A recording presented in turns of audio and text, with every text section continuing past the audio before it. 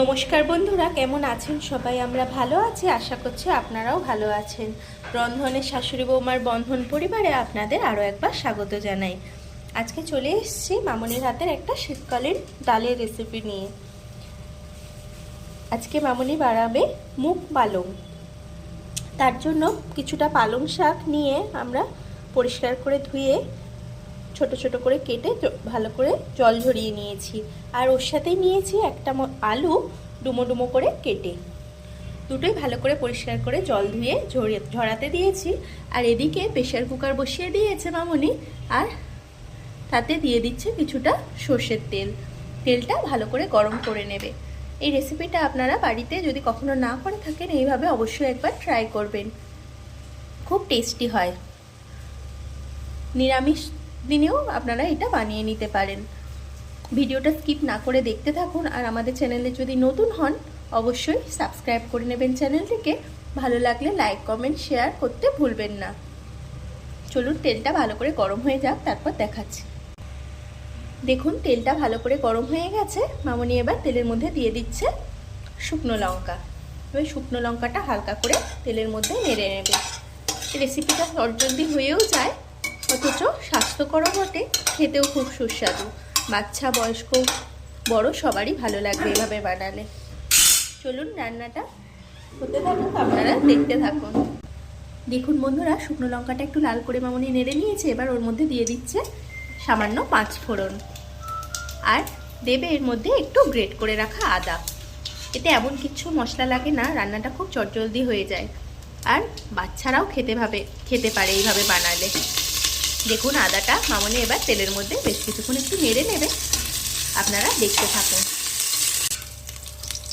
তেলের মধ্যে মামনি আদাটা নেড়ে নিল। এবার দিয়ে দিচ্ছে পরিষ্কার করে রাখা সোনামুগের ডালটা।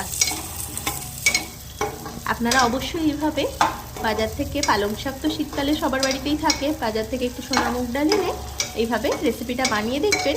মুগ পালং খুব ভালো লাগে এইভাবে বানালে খেতে। অল্প মশলায় চটজলদি রান্না, কিন্তু স্বাস্থ্যকর বটে আর টেস্টিও খুব। দেখুন ডালটা একটু হালকা লাল করে মামনি ভেজে নেবে, ওই আদা আর 5 ফোড়ন সব কিছু একসাথেই। তাই জন্য রান্নাটা কিন্তু চটজলদি হয়েও যায় একবারে। এবার ডালটা একটু নেড়ে নিক, যখন ভাজা গন্ধ আসবে ডালটা থেকে একটা সুন্দর, আর একটু হালকা লাল লাল হয়ে যাবে, তখন এর মধ্যে সবজিগুলো অ্যাড করবে।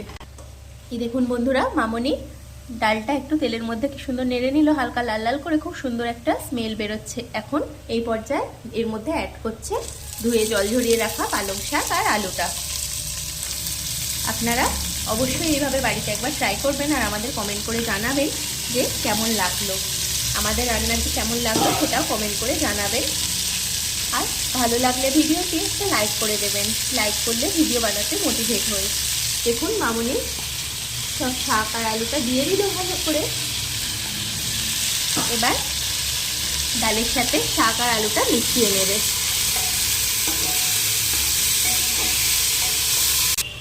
এই দেখুন বন্ধুরা, মামনি শাকটা ডালের সাথে খুব ভালোভাবে মিশিয়ে নিল। এবার এর মধ্যে দিয়ে দিচ্ছে সামান্য লবণ, হলুদ, আর দিয়ে দিচ্ছে জিরে, সামান্য জিরে। এবার দিয়ে দেবে পরিমাণ মতো লবণ। আপনারা লবণটা আপনাদের টেস্ট অনুযায়ী দেবেন, কারণ সবাই তো লবণটা সমান খান না, যারা যেমন খান সেই অনুযায়ী দিয়ে নেবেন। আর আরেকটা ব্যাপার কি, শাকের মধ্যে শাক তো কমে যায়, একটু বুঝে দেবেন লবণটা। মামনি এবার দিয়ে দিল হাত ধোয়া একটু জল। এবার ভালোভাবে মিশিয়ে নিচ্ছে। আপনারা কিন্তু অবশ্যই রান্নাটা এইভাবে একবার বাড়িতে ট্রাই করবেন, খুব টেস্টি হয় এভাবে বানালে। এই দেখুন বন্ধুরা, মামনি ভালো করে ডাল শাক ভালো করে নেড়ে নিল। হলুদ জিরে যে কাঁচা মশলাগুলো গুঁড়ো দিয়েছিল, সেগুলোর গন্ধ এবার চলে গেছে। এবার দিয়ে দিচ্ছে সামান্য চিনি। আপনারা চিনিটা কিন্তু অবশ্যই অ্যাড করবেন, এতে চিনিটা দিলে তবেই টেস্টটা ভালো আসবে। এবার ভালোভাবে নেড়ে নেবে, দিয়ে পরিমাণ মতো জলটা অ্যাড করবে। জলটা আন্দাজ করেই দিতে হবে, এটা গামাখা গামাখা হয়, রুটি ভাত সব কিছুর সাথেই ভালো লাগবে খেতে। খুব বেশি পাতলা করলে কিন্তু এই ডালটা টেস্ট ভালো পাওয়া যায় না। দেখুন মামনি চিনিটা দিয়ে আবার নেড়ে নিল, এবার পরিমাণ মতো জল দিয়ে দিচ্ছে।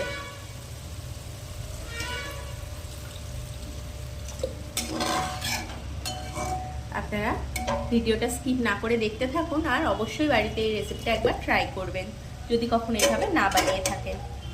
আর যদি কেউ বানান তাও আমাদের সাথে শেয়ার করবেন কেমনভাবে করেন আপনারা। দেখুন মামনি দিয়ে দিল, এবার কুকারের ঢাকাটা লাগিয়ে 4টে সিটি দিয়ে নেবে। আসুন 4টে সিটি দেওয়ার পরে দেখাচ্ছি। আপনারা কিন্তু ভিডিওটা স্কিপ না করে দেখতে থাকুন তারপরে কি করছে মামনি। এই দেখুন বন্ধুরা, 4টে সিটি দেওয়ার পরে আমি কুকারের ঢাকাটা খুলে নিয়েছি। দেখুন মুখ পালংটা আমাদের কিন্তু একদম রেডি হয়ে গেছে। কি সুন্দর মাখো মাখো হয়েছে দেখুন। এইভাবে বানালে খুব টেস্ট হয় খেতে। আপনারা অবশ্যই এইভাবে একবার বাড়িতে ট্রাই করে দেখবেন। এই যে ডালের দানাগুলো একটু দাঁড়া হয়ে থাকবে কিন্তু একদম মাখো মাখো হবে ডালটা।